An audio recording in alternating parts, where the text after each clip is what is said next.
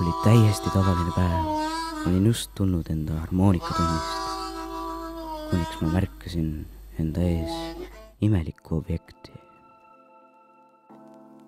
Ma läksin seda lähemalt uurima. Ja ta ei tundnud just kõige ohtlikum elukas. Seega ma mõtlesin, et võiks sõbruneda temaga.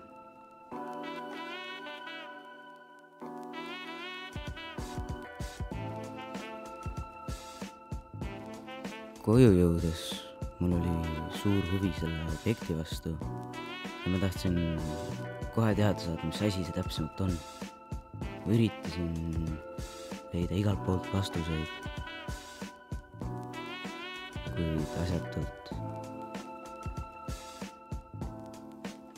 Õiget vastust ei tulnud, aga ma üritasin.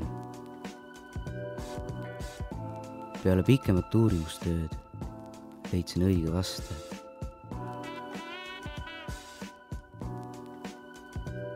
Ja leidsin isegi videoid, ma olin nii innu täis ja hakkasin kohe harjutama.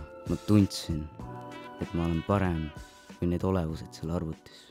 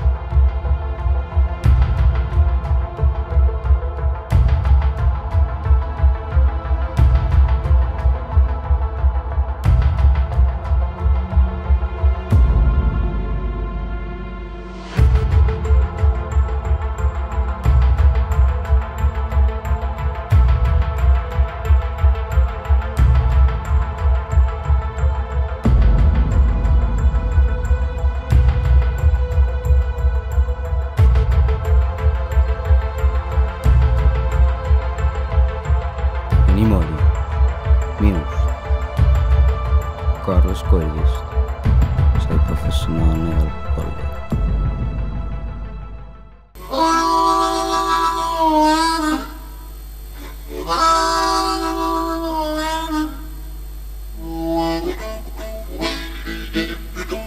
Wow.